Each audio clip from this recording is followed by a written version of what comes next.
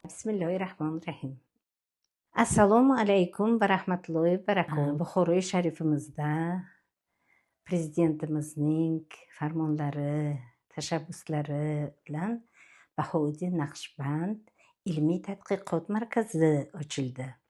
Bu markaz qisqa muddatda juda katta sharafli ishlarni amalga oshiryapti.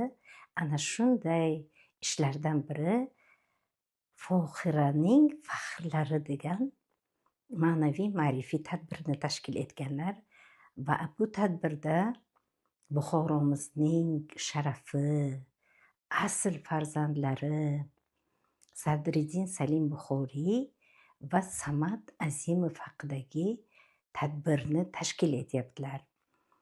Bu ikki inson Bahouddin Naqshband va Naqshbandiya ta'limotini o'rganishda juda katta ishlarni qilib, juda ko'p asarlarni yozib, juda ko'p jurnal, gazetalarda maqolalar yozib, chet ellarda ham mashhur bo'lgan, O'zbekistonimizni faxri bo'lgan insonlar bo'lib hisoblanadilar.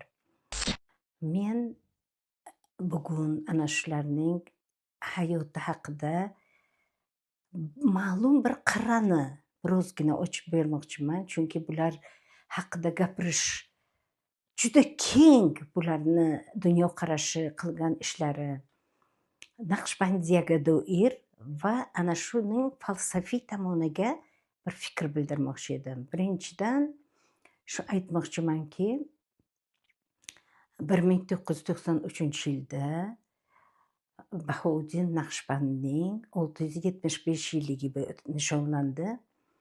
Ana shu tantanalarda birinchi bo'lib Sadriddin Salim Buxoriy Dilda yor degan asarni chiqardilar.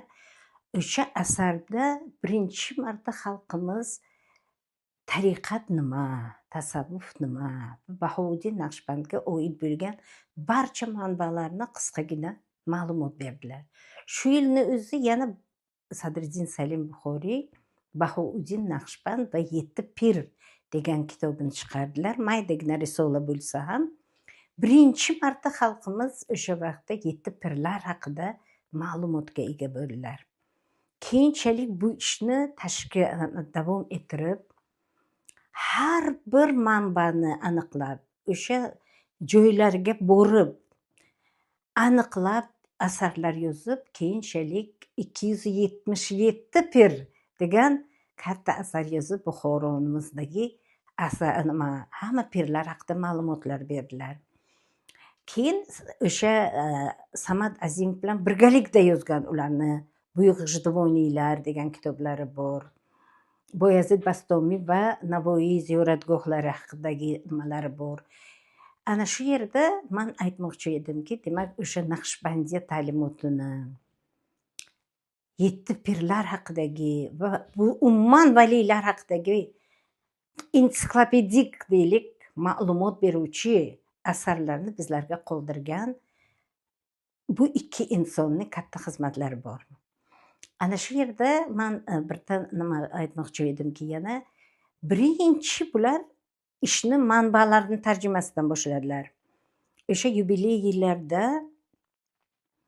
Orif Revgariyev, ikkinchi pirimiz, Buxoriy sharifning ikkinchi pirining Orifnoma asari bizlargacha yetib keldi. Bizlar bilmas edik. Ana shu yubileyga bizlarga tuhfa qilindi.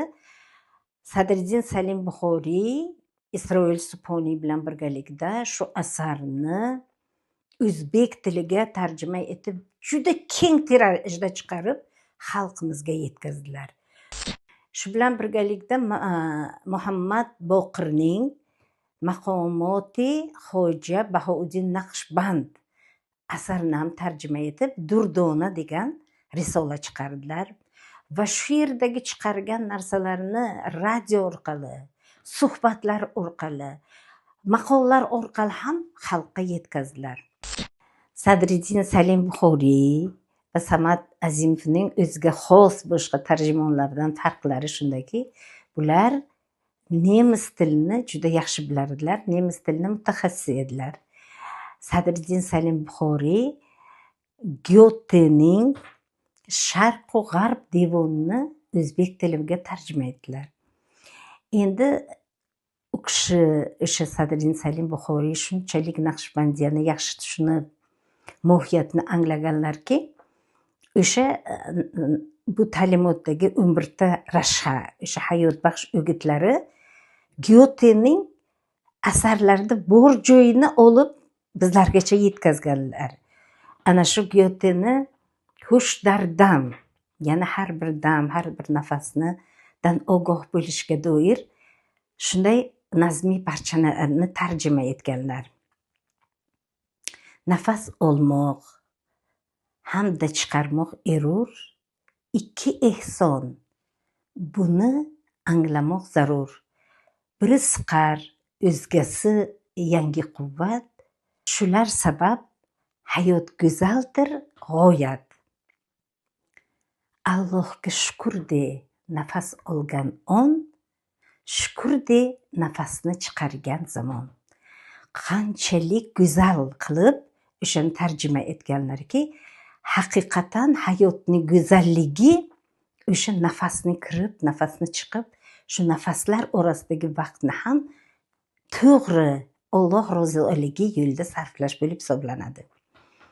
Endi shu bilan birgalikda juda ko'p, juda mashhur o'sha Sadriddin Salimning shunday misralari bor ki ko'p ko'rsatuvlarga buni aytadilar. Illat izlaganda illatdir dunyo, g'urbat izlaganda g'urbatdir dunyo, kim neni izlasa topgay begumon, hikmat izlaganda hikmatdir dunyo. Men bunga alohida to'xtalishimga sabab, ana falsafani to hozirgacha mustaqillik davrigacha o'rganganda asosan materialistik o'rganib, moddiylikka e'tibor berib, g'oya, fikr, o'ylovning ahamiyatiga e'tibor berilmasdi va idealizm, ayniqsa subyektiv idealizmni umuman qoralanar edi. Lekin bu kishini g'oyalarini qarangki, inson qanday niyat qiladi, qanday fikrlaydi, o'sha narsa albatta bo'ladi. O'sha kimdir illatni izlasa illat topadi, g'urbatni izlasa g'urbat, lekin hikmatni izlasa hikmat topadi. Bu bilan bizlarga, yoshlarga, hammaga ijobiy, yaxshi, pozitiv pozitsiyada turib, yaxshi fikrda tursangiz, albatta yaxshi bo'lishni aytadilar. Endi bizlar o'zi falsafadan ma'ruzalar o'qiyotgan paytlarimiz edi. Hali mustaqillikni shamoli esib turgan yillar. Endi qarang, 89-yillarda bu kishining bir she'ri chiqdi. Gazetadan men olib, shuni o'qib yodlab ma'ruzalarimga foydalanganman-da. Qarang, diqqat qiling, bu she'rni shunday ajoyib. Qolib Rumiy, Navoiy, Halloj, o'rganmasdan bedilni singdiribman onga ajabo, Feyerbax, Kant, Gegelda. Men Gegeldan Rumiyga keldim. Keldim Naqshbandiyaga, vaholanki Rumiydan Gegel oziq olgan ekan miyaga. Boshim tegdi g'arb devoriga, neni izlab yuribman, men mashriqlik, sharqdan g'arbga emas, g'arbdan sharqqa kelibman. Qarang, qanchalik go'zal, qanchalik bo'y. Bu kishi o'sha paytda ko'pincha g'arbdan ibrat olish kerak. Ana endi bizlar o'sha paytda falsafani o'rganganda mustaqillikda o'sha Gegel, Feyerbax, Kant bularga asosiy e'tiborni berardik. Bu misralar ko'rsatyaptiki, o'sha Gegel Jaloliddin Rumiydan olgan, Naqshbandiylardan olgan. Bizlar g'arbga sig'inish emas, sharqni o'rganib, o'zimizni madaniyatimizni bilib, bulardan keyinchalik g'arb ta'sir topganini bilishimiz kerakligini aytganlar. Bizlarni bu she'rlarni men g'arb falsafasi, sharq falsafasi ma'ruzalarimiz bor. Yoddan shu she'rlarni talabalarga aytib faxrlanaman. Albatta, bularning Sadriddin Salim Buxoriyni ham, Samad Azimovni ham, Buxoromiz tarixini, O'zbekiston tarixini, butun falsafiy tafakkurni rivojlanishda xizmatlari katta. Bular bizlarni qalbimizda abadiy yashaydilar va bunday tadbirni tashkil etganlari uchun men o'sha ilmiy tadqiqot markazi xodimlariga katta minnatdorchilik izhor qilardim. E'tiborlaringiz uchun rahmat.